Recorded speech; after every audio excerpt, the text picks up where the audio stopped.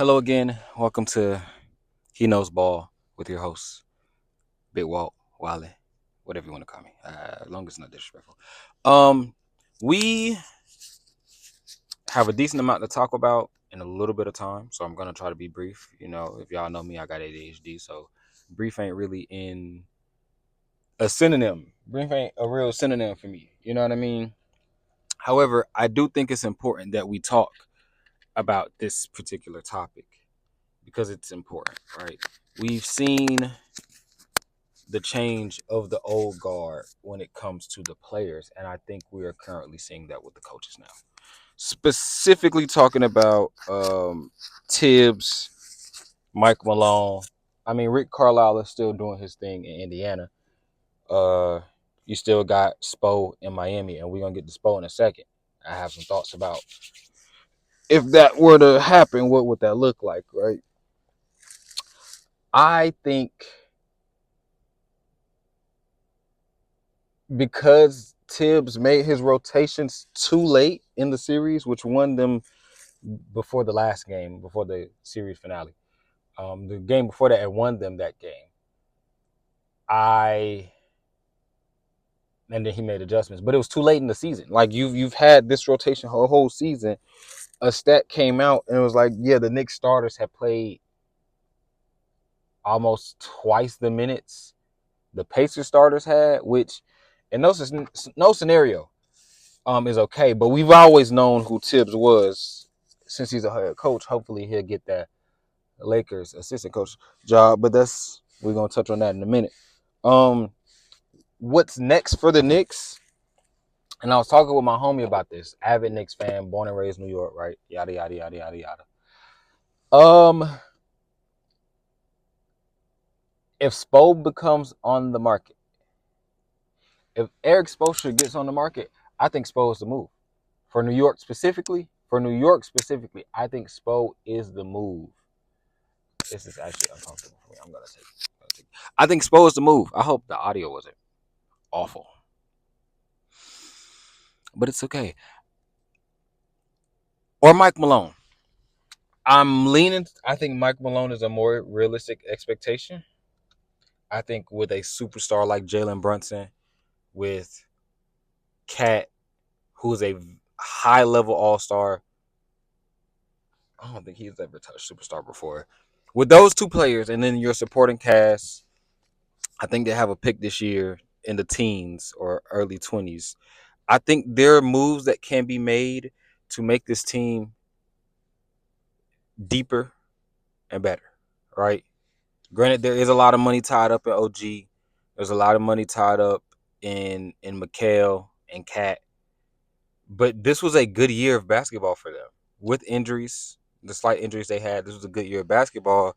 I don't see why they should regress, you know, unless just unfortunate things happen. On the other hand, I also could see it happening, especially if this off season is not addressing the actual problems. Actual problems is not man 1 through 6. It's man 6 through 7. Like you know what I'm saying? 6 through 7, 6 through 9, and we're seeing now. KG talked about this recently. The new meta ain't the big three no more. The new meta is you need to have a nine man rotation, damn near 10-man rotation. You know what I'm saying?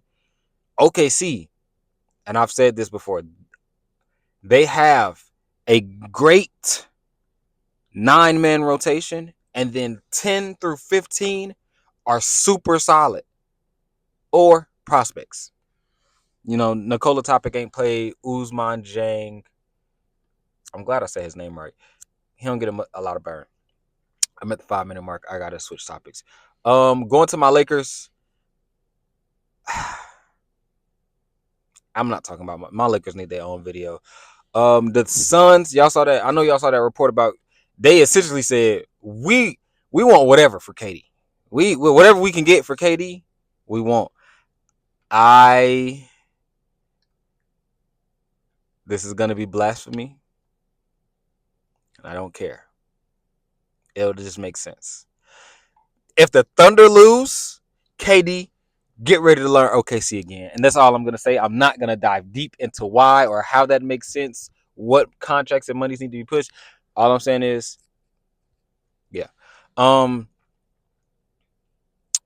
think I just want to talk about basketball and the state of basketball. With this platform, seeing as this is the first video I actually will publish, regardless of the quality of the audio, the quality of the camera, whether I got Wi-Fi or not, this video is getting published. So I want to tell you a little bit about myself, and if you've made it to this part of the video, it's very much appreciated. I know ball. I know ball. Ball knows me. Me and ball get along very well. Okay. But I'm seeing a lot of discourse that's not ball knowing, and it's there've always been narratives in basketball, way before I was born, before my daddy was born. You know what I'm saying? But we've come to a point because of the state of the world where negativity is the key. That's not how I'm finna operate with this channel or any future channels I bring, whether it's about basketball, whether it's about culture or movies or other topics I have a passion for. You know what I'm saying? I'm not. I'm going to critique. I'm going to critique it fairly, and I'm going to be honest about what I'm seeing, experiencing, and feeling. However, that's basketball. I'm not bringing negativity to this platform. You know what I'm saying? I'm not bringing negativity to the basketball world. There's enough. You know what I'm saying? You want weird basketball takes, weird basketball posts. Go to NBA Centel. But that ain't here. I ain't a fan of Centel. I'm not a fan of rage baiters. I'm not a fan of grifters. Y'all got that, bro. Y'all got that. That's y'all clicks, y'all likes, y'all cope with that however y'all need to. Y'all do what you gotta do. We drink water over here. And we like positivity, man. Need a little juice break. We like positivity over here. Um, and even if I talk about other topics, if I talk about other sports, granted that it'll definitely be my lamest knowledge because although I know about football, me and football have a very interesting relationship. And baseball, I'm learning soccer. I don't know anything about. When I learn though, I'm going to some Atlanta United games this summer. Uh, not to spoil where I'm at, but if you couldn't tell by the accent, if you know, you know. Yeah, that's it. I just wanted to take some time to explain myself.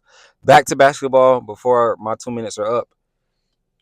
I think my prediction for this final is OKC in six. My heart is telling me six. My brain is telling me five. But number one offense and a top 15-ish, maybe a little bit better defense as far as the playoffs go. And the number one defense and a top 10-ish offense is just prime back. It's just good basketball. It's good basketball. All I want is good product on the floor. You know what I'm saying? Um, this is the era of parity. And although OKC and Boston, the most recent championships were the ones who literally had the best chance to go back to back. We see what happened.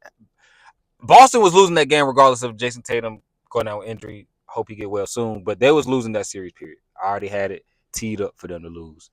Um, OKC should win this finals. It should bring and this is why I think this would be a good thing for the league. Small market teams will now be like, we can do this. We can do this. We can do this. Denver, like technically Toronto is a small market. Denver is a small market team. After Denver, you had the Celtics win. Before Denver, you had the Warriors win. You know what I mean? Um, 2021, small market team with the Milwaukee Bucks. I and I don't know who wins next year. Obviously, the favorite and the team to beat will be the Thunder, but it'll be a new season. We know we getting shakeups this summer. I think we're getting some of the best basketball. If your team not 9 man deep,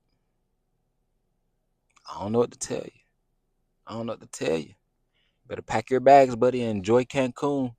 Um, Wrapping up. Drink water. Go exercise. Get some sun. It's always good for the heart and the soul. Uh, mm, yeah. This has been He Knows Ball with your boy Walt. Yeah.